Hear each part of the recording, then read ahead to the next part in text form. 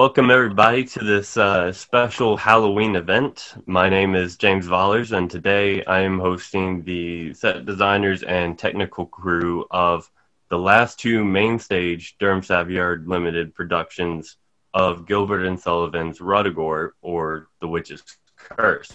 Here's a short video covering the major plot points of Ruddigore and the design concepts of the last two mainstage productions. Ruddigore, or The Witch's Curse, is the 10th operetta written by Gilbert and Sullivan. It begins with the Murgatroyd family dynasty being cursed at a witch trial. The curse says that each baronet of Ruddigore has to commit a crime every day of his life or he shall die. The current baronet of Ruddigore, Sir Riven Murgatroyd, faked his death and escaped to live as a simple farmer known as Robin Oakapple, who is now supposed to marry Rose Maybud. But his younger brother, Despard Murgatroyd, discovers that his older brother is still alive and reveals to everyone Robin's true identity, and therefore forces him to resume his duties as being the Baronet of Ruddigore. Act 2 takes place in the Murgatroyd family portrait room at Ruddigore Castle. Robin has only been a baronet a week, and he is struggling to fulfill the requirements of the curse, and so he asks his ancestors for some sort of guidance. Much to his surprise, the portraits of his ancestors come to life and they appear out of their picture frames, and then they attempt to give him some guidance on what he should do. After much thinking, Robin discovers a loophole in the curse in that refusing to commit a crime is comparable to suicide, and suicide in itself is a crime. So therefore, the ancestors should not have died, and everybody lives happily ever after. So we will be discussing the scenic designs for the last two mainstage Durham Savoyards productions of Ruddigore in 2004 and 2018. The scenic designs for both productions are set in a village center in Act 1 and the Murgatroyd family portrait gallery in Ruddigore Castle in Act 2. The 2004 production was designed to contain aspects from horror films in the early 20th century. The 2018 production contains some of the same aspects from the 2004 production, but mainly diverged away from the horror film idea. This concludes the short video covering the major plot points of Ruddigore and the design concepts of the last two mainstage productions.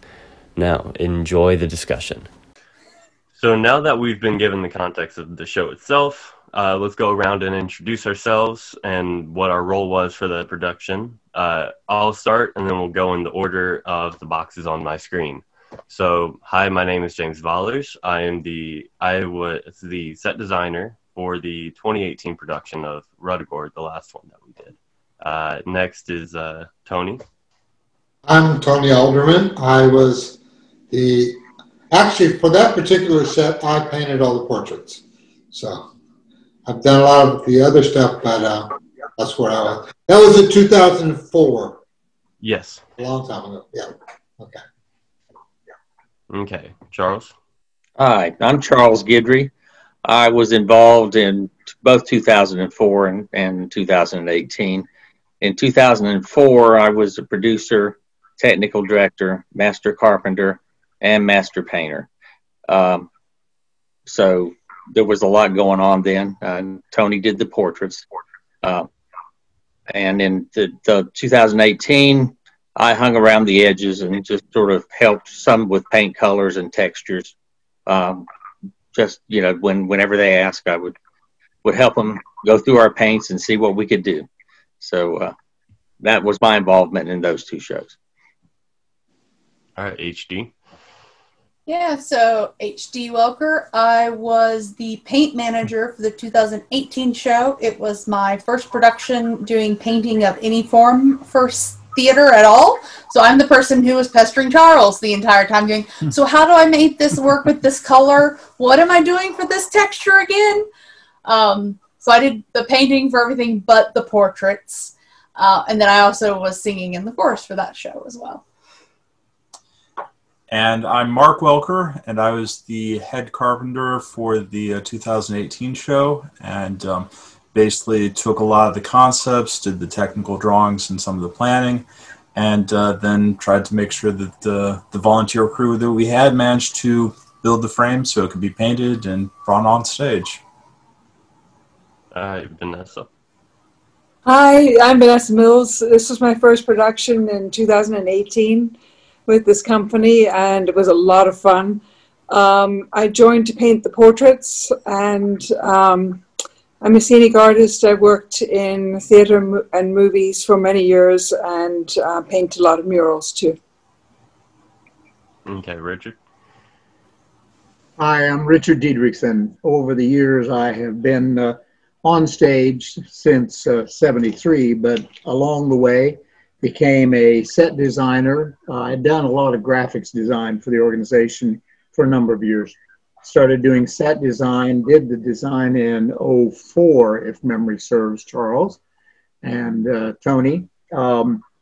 And they were integral to making that vision come alive. I also was on stage. I got to sing some of the great baritone roles in that production. Also in 18, I guess, as much as anything else, I was sort of a set consultant, I guess, or whatever we would call it, trying to help James sort out some of the things that were visions. And I had also worked with Derek a lot before. Almost every show that he had done since he started with us was one of our designs. And so I had a good sense of what his vision might be about when we were looking at that. So that was it. Awesome. Well, I'm glad to have all of you here. I'm glad to see your faces, talking heads, and to hear from all of you. So let's dive in with my first question. So regarding the designing the sets, we'll work in order of the production. So designing the sets, visualizing what Derek, the director, wanted. How do designs from previous shows, such as bill constraints, time constraints, monetary constraints, all that, influence the design process for something that can be as incredibly complicated as as Ruddigore is?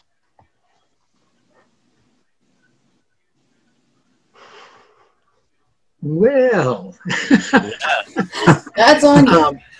I guess as much, I'll give it a swing and we'll see how far we're going to go. I really wanted to listen and see where we're headed. First of all, I've always thought it was just super important to start out with what the statement and vision of the director was about. We were really trying to get what a single concept was. That in fact, over time, I worked with Derek to boil it down so we could say in a sentence or two what that was, which would help Charles and I in times when we go, what the heck are we doing next? Yeah. To know which direction we were going to try to pull things. And so that was really important. And we would start that process often well before auditions had started. So that by the time he got to an audition, we already had a rough set in terms of what we thought the direction would go. Being an actor on stage, I think, gave me some real advantage in that I had walked the spaces a lot.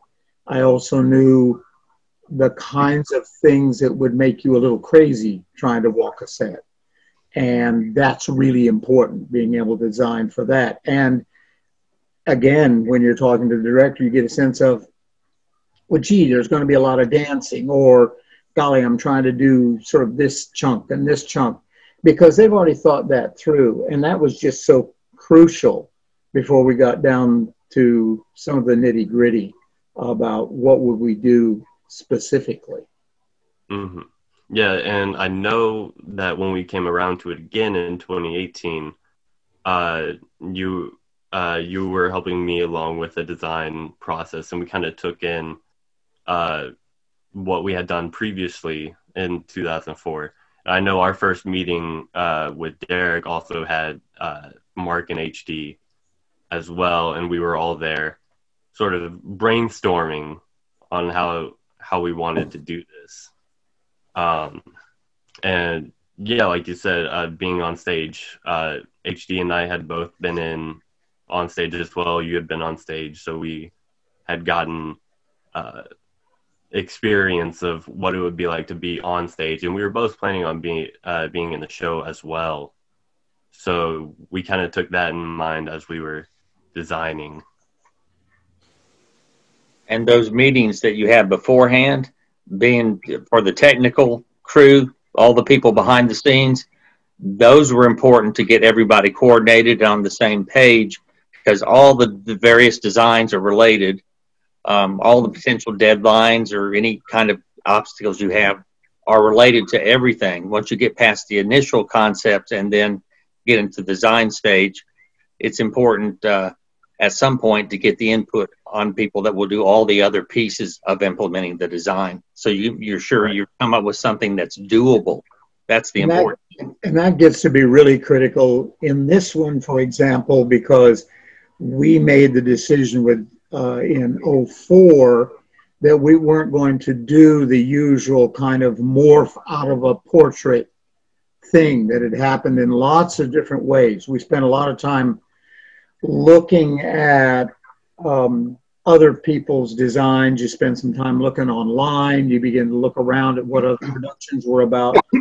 And one of the early decisions that was made on that other one was we weren't going to try to do the same portraits or some way to morph through them. And that included a lot of things, because in this case, because it's so linked to technical things, like Charles was just saying, if you know that you've got the ability in that theater to kill all the lights or change all the sound or do something that suddenly does that same kind of thing to make that transition really happen for the people who are sitting out front, then that doesn't necessarily mean you need portraits that look like somebody or work through them or walk through them or all those kinds of things. It was a huge decision to make that a focal point. I think in 04, we decided to create portraiture that was more representative of all different kinds of people, and it could be small shots and big shots and all that kind of stuff.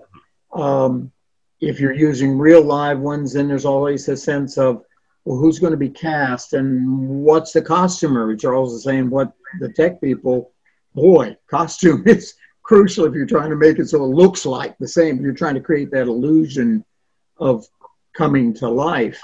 And so in 04, we didn't know about the costumer and other things. So we would do things that would be like headshots and torsos and profiles and things like that. And that also gave us the opportunity to make them sort of iconically dimensional, right, Tony? That we had stuff that really thrust your eye and made it look like sort of an elaborate, gory kind of esque kind of design to it. And it meant we didn't have to deal with that. And instead, Charles and I had to focus on building a heck of a lot of trees. I still have mine, Charles. Yes. Back in those days, we would often give each other, particularly because the designer working with Charles and Tony and others, I had really cultivated the same thing that actors would do, and that is exchange gifts. Charles made me a tree, because if you look at those pictures of that early one, we flew some of the most extravagant things they'd ever really thought about flying in the theater when we developed pieces that were going huge, and what do we make? How do we make those happen? And in that case, what kind of stuff do we do to really make it safe and workable for both actors and for your crew who have to do that? So that's another piece that begins to drive it. A big thing for the 2018 production, that early meeting we had, was James and you guys had this grand idea of this wall of portraits that everybody would walk through. And it was literally sitting down at the drawing table going, is it physically possible to build with the materials we have, in the time frame we have, in the budget we have? do we have that technical skill? Is there a way to do it? Exactly. And making sure that we had that. And then the big piece of that was me saying, okay, that sounds great and all, but you guys have to find a painter because I can't paint that. You know, we had Tony's old portraits to use, but that wouldn't work in this case because we needed ones where the heads were on these one board and the door pieces held the other art so that the piece could move over and then the door could open so the ghost could walk through. Thankfully, we were deciding not to wear with costuming because the idea was that all the ghosts would just dress like ghosts and not look like their portraits. So what it was, portrait-wise, didn't matter. Just the functionality of getting a head on a square door and getting it to work and, like, could we do that? And then also, could we fly that in the theater? Would it be too heavy for their fly system? Because we flew we dropped it down to 10-foot wall, I believe, James. It from was the original like 12 plus header. I think you originally had it 12-foot plus header, and the header dropped, and then it dropped to 10 foot, I think it was.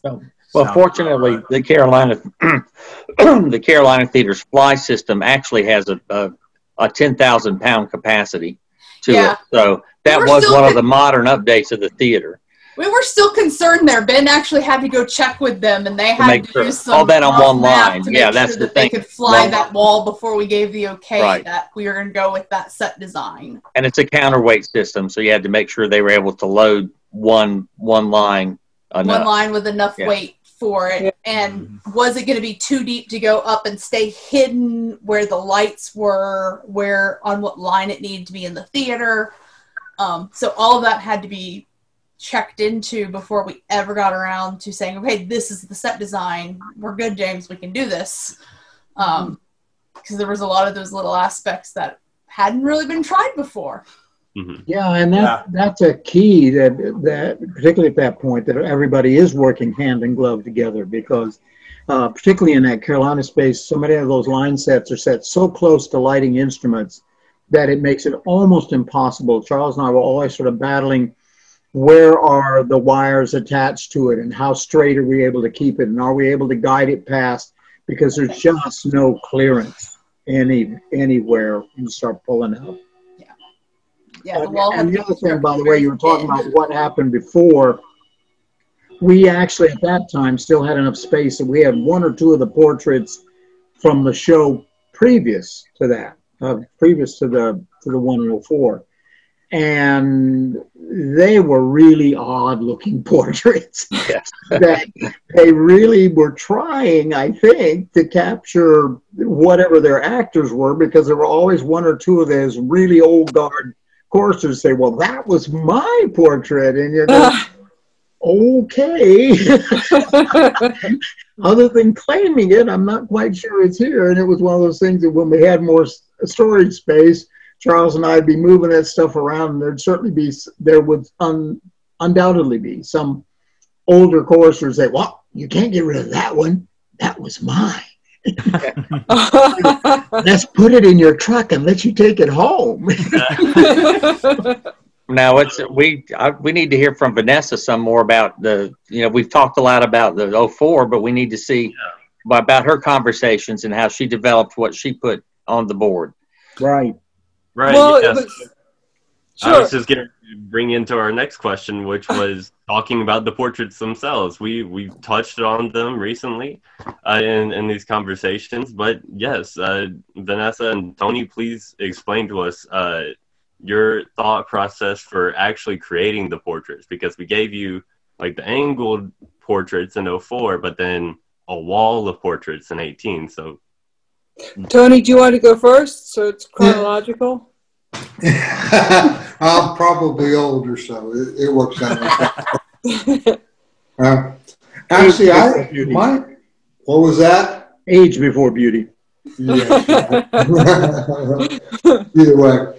Actually, in a lot of ways, I was trying to find, we sort of knew the sort of the somberness that was going into it, and trying to capitalize that with the, sort of the comedy that Gilbert Sullivan is anyway. And so my actual thought process sort of came down for the images themselves to like a Tim Burton feel to the actual images. And then I wasn't so much trying to create a likeness as much as a likeness of a likeness. So it was just that. It does have an Edward Gorey look to it. Mm-hmm. I like that Yeah. you said that. Yeah. And that was fun too. I mean, so you know, not having to be constrained within. Now, the one I think we put on the easel was more like had a bit of. Was it Chris that was the lead? Yes. Yeah. Yeah. We sort of shaped the likeness a bit towards him for that one particular one, only because we wanted that sort of a connection that's there anyway. And then but before we move on, there was one thing unique about those portraits in 2004 was where I dug out my old black light. We had a lighting designer. We were trying to figure out, we were talking about it'd be nice if the portraits could show some sort of a change, you know, from a portrait to something more ghost-like. And a lighting designer, his name was Steve Dubé at that time, did several shows for us and was quite good. Recommended some blacklight paint that he knew about, what was for theatrical use, that was invisible. So Tony painted the portraits, then he painted skeletal features and skulls over top of that. He had to use my black light so he could see what he was painting. But then Steve, who worked for Raleigh Lighting Design, was able to get the black light fixture that got hung out on the lip of the balcony, a gigantic black light, which we had to warm up, but you couldn't see it till you turned down the other lighting in the theater. So that was there, and he was able to obtain that for us at a rate that we could deal with, as opposed to the actual rate you were supposed to pay for it. So that's one of the advantages sometimes being a nonprofit and trying to do really high quality work, is that other theater people will recognize what you're doing on a shoestring and help you out. So, and on that theme, we carried that same luminescence forward because we gave rubber skull masks and had at least one gloved hand for everybody, and it was of that same kind of white, so it would have a same luminescence when we emerged as the ghosts come alive, and it helped to do that transition because it had gone to those portraits suddenly becoming that, and now the actors who were starting to come out in with these gloves and the mask and that kind of thing helped create the illusion. Yes, they all entered on stage through portals. There was not any trying to come through any portraits. Right. Yeah. So that leads us into the 20. Well, Vanessa hasn't talked. Vanessa hasn't had a chance yet. I have to say that I'm so impressed that you pulled off the physical logistics of making those portraits work. That was an amazing feat, and I'm proud of you guys. So from my point of view, it was one of the most interesting projects I've ever done, because if you count backwards for 10 generations, it basically, I had to come up with portraits that were recognizably spanned 300 years, and find research that covered, that showed the body from the head to the toes, which was actually hard to do. But I also ran into things that I hadn't really studied or learned that much about in previous design work or art history. Things like the fact that there were periods of times when they elongated the femurs of the people that they were painting the portraits of, because it symbolized being royal or important. And then there were a lot of other ways where people were wearing costume shapes that we are not familiar with as a modern audience, and contorting their bodies into different angles, which weren't really physically possible because it was also part of the style. So to try to pull in a progressive style over 300 years and to give a nod to the positions and the clothes at the time and still tie in the feeling of the Gilbert and Sullivan comedy so that it still has a lightness was an incredible challenge and a lot of fun. And by the time I finished it, I was ready to start it again and do it right. But I don't know if you can see, I have some, I had some research like this, but you could see that I could get, the colors also change depending on the period. This is one of the older ones. Yeah. And so I pulled from real artists with color palettes and body positions of the time period. And one of the things that I hadn't thought about was that even though I knew that I drew this body correctly, we're not used to the shapes of the clothes or the position of the body. So it looks bad, you know.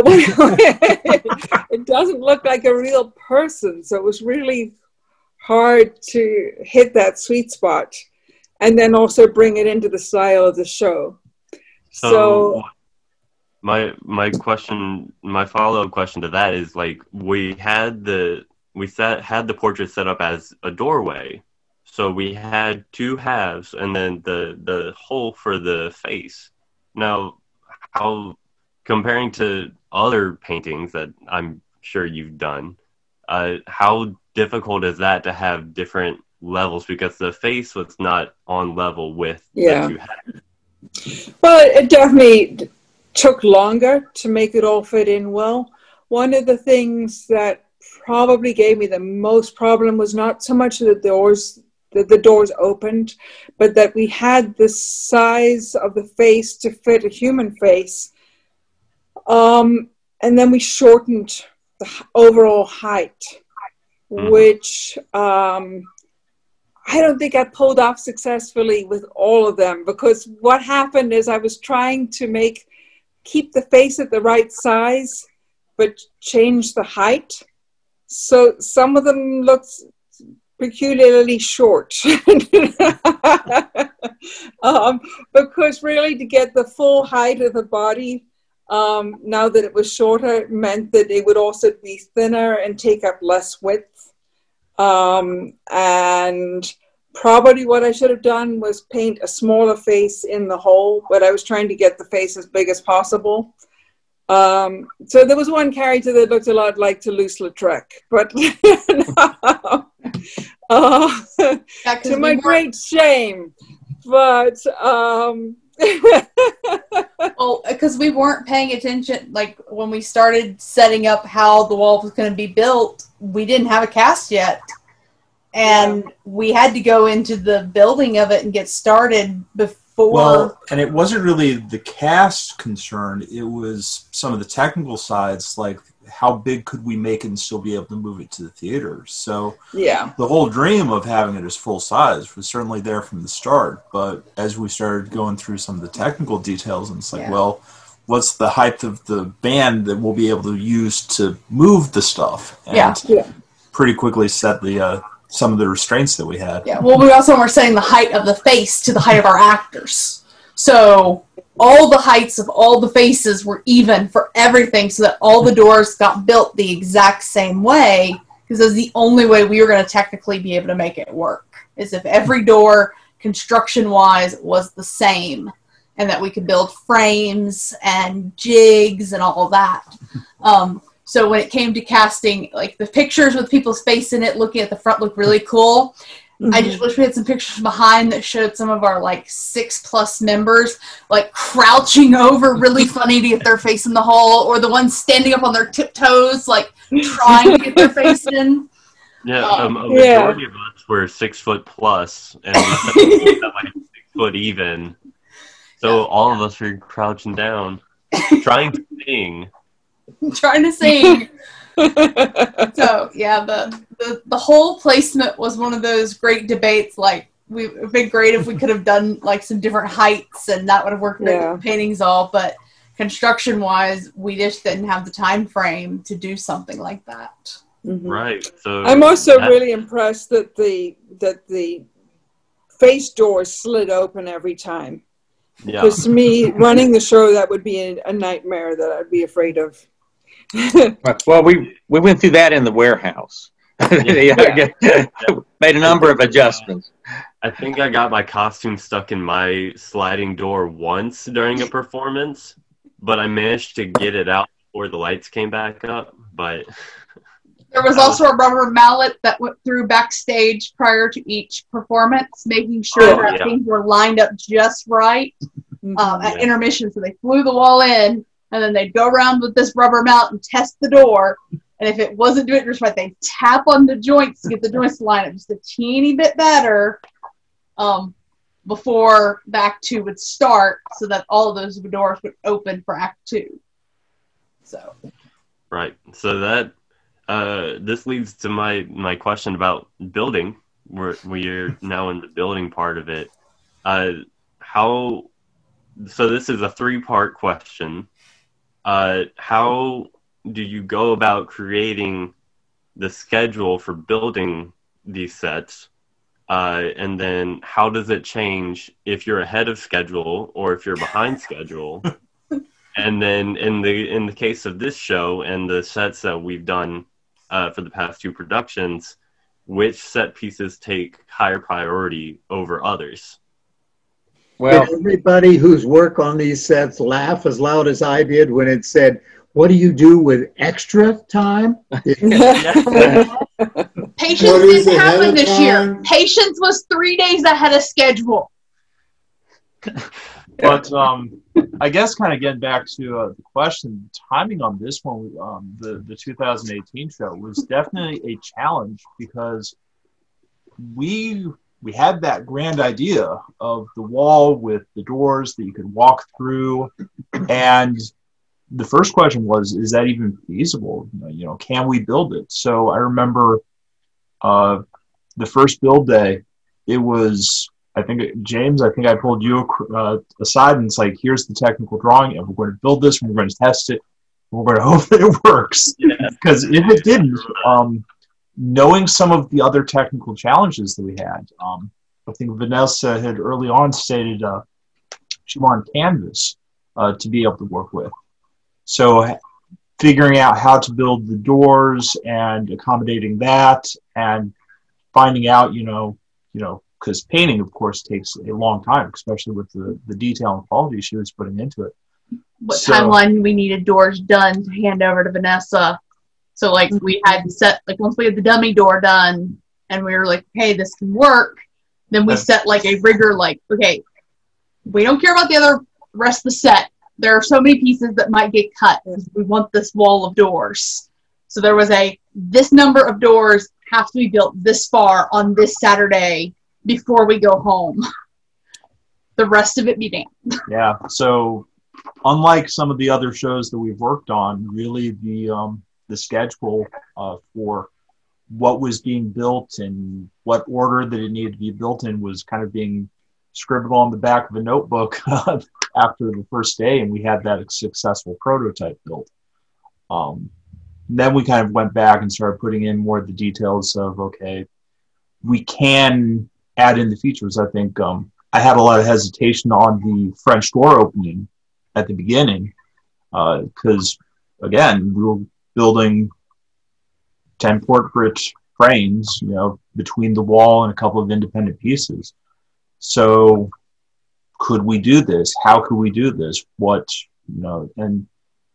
I spent some long hours the following week, putting in those details. And I think we actually had a Gantt chart, building a jig. Yeah, we had the Gantt chart and we had the jigs set up to make sure every door came out the same. So this was, the 2018 was definitely kind of an accomplishment in a lot of ways in terms of how technical we got and how much we were actually pushing the volunteers in terms of their technical skills, because we added a lot of new techniques, new materials, different approaches to building than we had conventionally been doing, at least in the shows that I'd helped with before this. Yeah, we brought in, some of us have personal routers and router tables, and we had to bring them in because we had to add rabbits and dados to make this work. When we come to the volunteers, and they're like, we've never heard these terms before. And we're like, okay, well, this is how we do it, and now you're going to learn. Teaching a few of them how to do dowel joint. Oh, yeah, dowel joinery. Was new to them. You know, you have to drill this specific hole and hammer in gently to not break the frame. So yeah, yeah, it was nerve-wracking in some ways, but it was probably one of this. You know, when I'm teaching my engineering classes, high school students, I still pull down stuff from here's the technical challenges we accomplished. You know, so there was no getting ahead on this show. It was always behind, and that just simply meant that we made Sunday calls for those of us who didn't have church on Sunday mornings before rehearsals, and we made Wednesday night calls, and when we weren't called on Tuesdays, we made Tuesday night calls. There were weeks that our technical director, Ben, who's not with us here today, Mark and I were at the warehouse 5 days a week. Just, okay, let's go over and hang one door together. Let's go over and paint one section.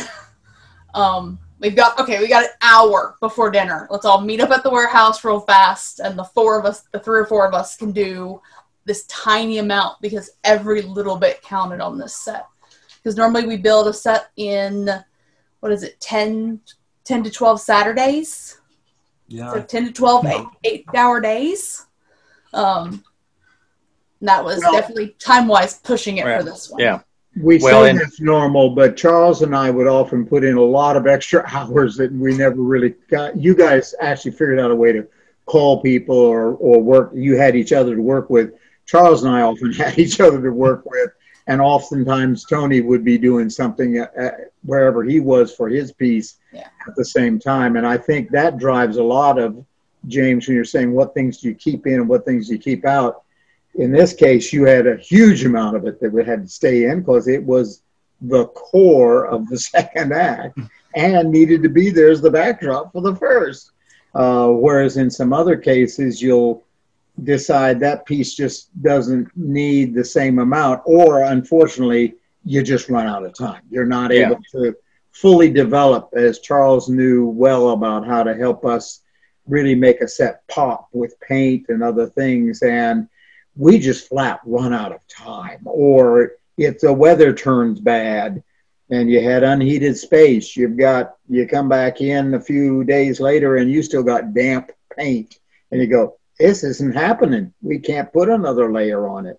Thankfully, the weather was nice 2018 for us. Yeah. We didn't have a lot of super cold days. We didn't have the paint drying issues.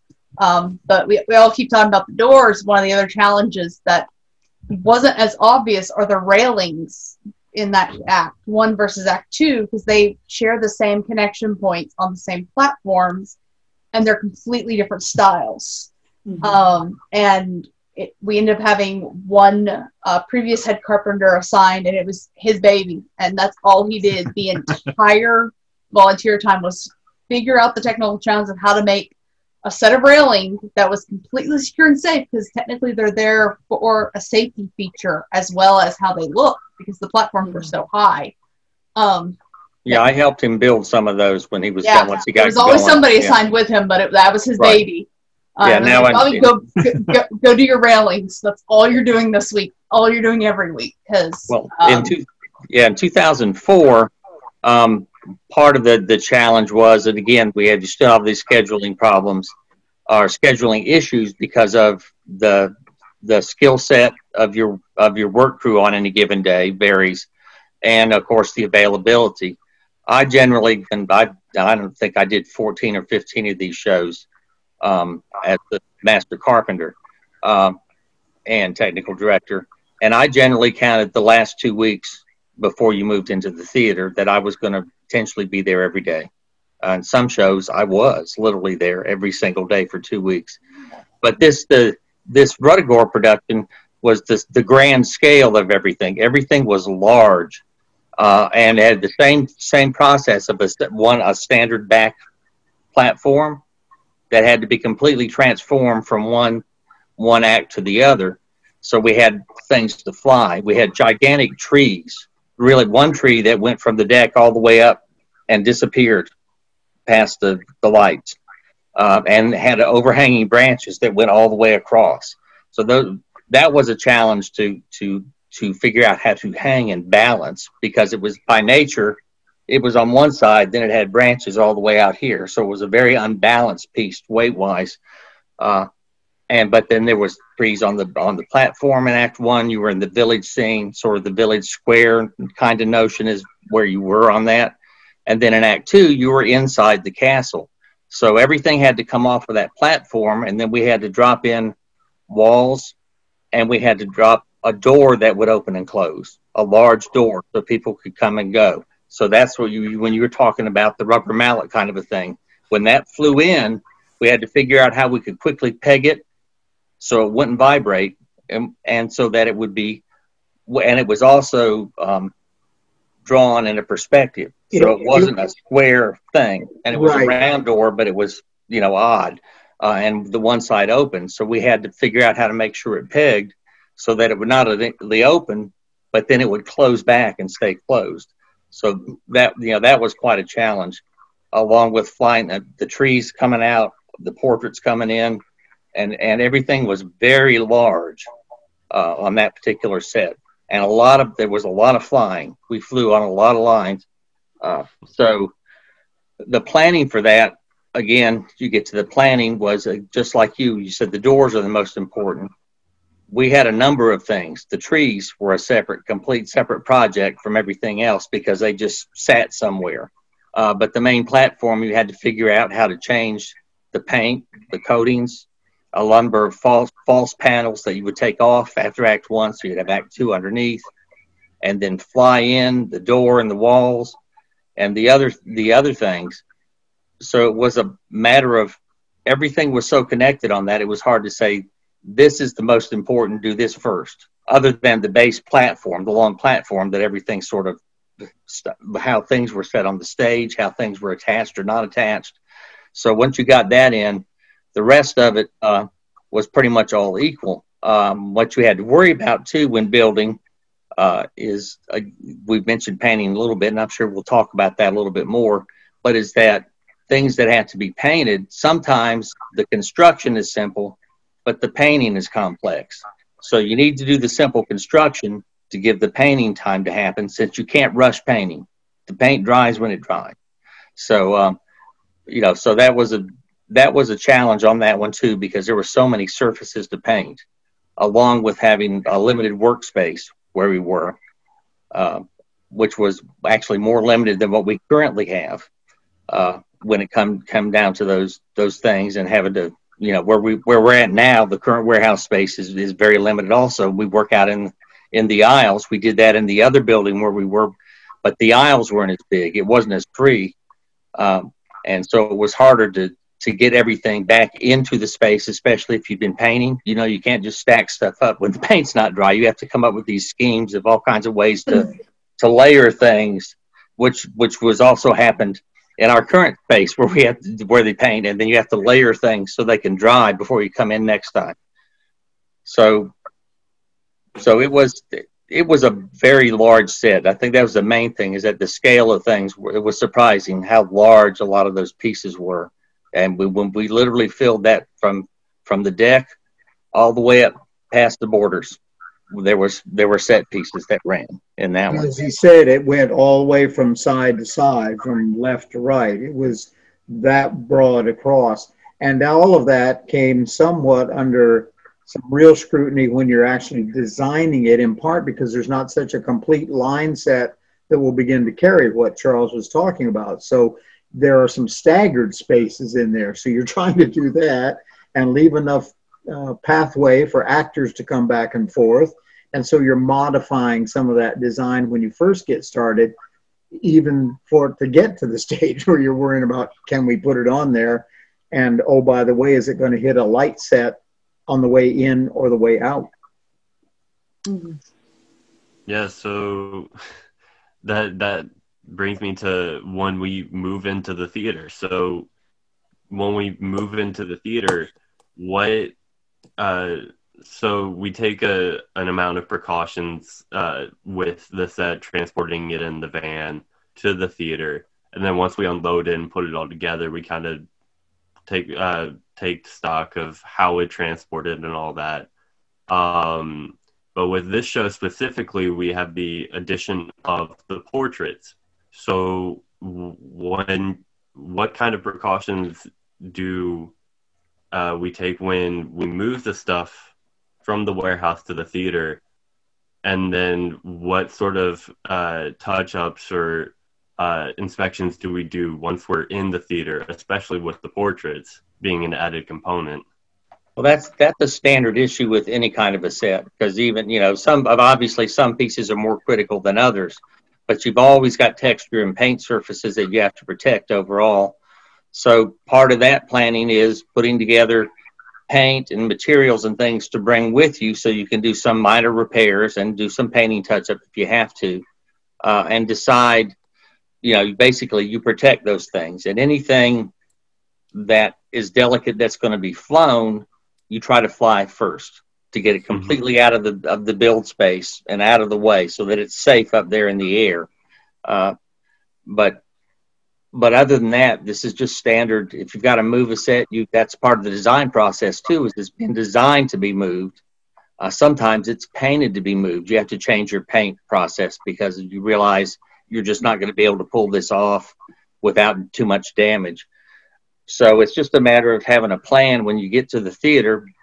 Basically, usually it's the first thing you do is fly. If you got things to fly, because usually they're larger things. Or quite often they're large things. So you do that when the deck is clear. You can build it, you can wire it, then you fly it. And again, it's up where it needs to be and it's out of the way. And you do that. That's a process. You decide what's the best way. For instance, the trees we had to fly first because they were so big laying on the deck. There was no room to do anything else at all. So we had to do those first. And then you go on again, like the door set and walls, just like your portrait wall. You get that up in the air as soon as possible because you all know there's always going to be some glitches. There's going to be balancing and leveling that goes on and, adjusting wires. That's all very time consuming, and it's easy to do or easier to do if the deck is clear. And that's really all you're doing. Then you come back in and build all your platforms and other things that are going to sit, that are going to be around. And I think that's just standard to any set. Over time, we actually built sets so they would be both here and make the trip to Wilmington and end up being put up on Thalian stage. So that was yet another layer of how do you do that. And Charles' ability to pack things and keep them all together and safe really became critical. His planning skills when we were just literally something as much as loading the van and how do you get it in there and how do you keep things from rubbing each other. The other piece about once you get in the theater, why you end up bringing a set of those same key paints, I think, is because the minute the lighting director starts lighting that set, there's things that begin to pop that you go, I didn't see that. Or we thought we hit all those returns, so they're all black. Or, gee, we think everything's taken care of, and suddenly it sticks out like a thumb. Or you have seams that aren't quite lined up that really aren't apparent until you put 300,000 watts of light on them. And then all of a sudden, they're a major line or shadow. It's amazing how something sticking out 1/8 of an inch can create a shadow that's 10 feet long. Yeah. So, or a piece of raw wood that catches the light. Right, just a yes. tiny little inch. And yeah. Yes. There's the art side of it too, that I purposely, like for instance with these paintings, I purposely didn't finish painting them until I could see them under light. They were technically finished, but they were brighter. The colors were more saturated. I knew that I was going to glaze them down to age them, but I didn't know how much until I saw them under the lighting cues. So it's much easier to glaze something down than to bring it back out. Which happened on another set we did where we had glaze and the lighting designer came here. We put light on it and it was bouncing. So I spent an afternoon with steel wool on my hands and knees. Oh yeah, Pulling the glaze off. I meant glaze as in like a color wash, not a Right. not a. Well, this not was a shiny clear. This was glaze. a clear type of a glaze, but that was sort of a semi gloss, but it was a little too bright. For this Ruddigore, put it down, but for 2018, I remember packing Vanessa's paintings. We took the Saran wrap, the moving racket, and we wrapped each and every one like super thick, and then we wrapped each and every one individually in a blanket. Thank you. Before they got loaded. Because we were being so cautious, because if those doors warped or if anything happened to them sitting in the truck, that entire second act would not have worked in the theater. So that was a big thing. The other thing is, when we got to the theater, we did the fly first. We built the wall. We hung the portraits. We flew it up. We brought it back down. And we started setting the level of the curtains that would come down to hide the gap space above. And the curtain doesn't come down as far as we thought. We'd had this one measurement, and we'd verified with the theater, we thought, and we had about a 6-inch gap space. Thankfully, our theater's really close to our warehouse. So we sent people who had trucks. I remember being sent to go get to just go get us 2x4s and more black paint, because we only brought a little bit with us. So we painted all these 2x4s, and we just tacked them up the top to create this black border, because the curtain didn't come down as far as we expected. And we had no idea until we got into the theater and we had this thing hung. So I will always remember the rush, and we thought we had the right length, and we still were short like this much over on one end of the set, so we had to send somebody back for more wood. But yeah, we're lucky that our warehouse and our theater are so close together that we can do that. There was another time, or been a couple of times, Charles will remember some of these, where we've done elaborate pieces and we thought we had the distance to the border set exactly where it was. And they can sometimes adjust that a certain amount, but then that's also there for a reason. It's trying to hide some set of lights in a lot of cases, or things like that. So you've got banks of those, and you think that you're able to either pull them in or pull them out further than you thought. And there was some times where we put a lot of energy in something we thought would be a way to blend that border into the set itself, and that got lost. Because, where is it? Oh, it's behind the border. And I remember even Derek going, can't we not do that? Well, yeah, but then we have to raise the lights, so, oh, geez. Then you have to re-aim all the lights, refocus. And they won't just go that way, because now they're catching shadows of the lights behind them. So, yeah, that gets to be... Definitely had some of that fun with this Ruddigore. Was we thought the curtains were this deep, and the curtains were only this deep. So if we brought it down all the way to where it touched our thing, you could see the bar at the top. So we had to keep it up a little bit higher than we expected. And that was even lowering ones in front of it to tear it downward, to try and get it as low as possible. The theater tried everything so that we wouldn't have to do adding wood to the top. We added wood to the top. It was blacked out at the same color as the curtain. Most people in the audience probably never noticed that there were these random wooden bits added to the top of this set. The other thing you mentioned about the gloss paint is we thankfully had talked to the line designer for this, but the frames around all of our portraits, after we painted them to look like gold, they had partial gold leafing done. To give them some more dimension, we actually got permission to use a semi-gloss from our lighting designer. Right. So all the frames were actually semi-glossed so that they would purposely pop more from the wall itself, which was something cool that we weren't sure our lighting designer would let us do. We were excited when we were given permission to do that. Everybody working together sort of thing. Yeah. The surface I talked about was supposed to be marble, and it was flat. It was on the deck. So that's the lights were coming down on it, and it was bouncing up onto the wall behind it. Yeah. So, Tony, I have a question for you regarding the portraits as well. When looking at some of the photos from the 2004 production, you had all of the portraits at weird angles and different heights and different places. And when looking at one photo in particular, where Chris is sitting, the lead was sitting on the stage and the lights are focused on the portraits,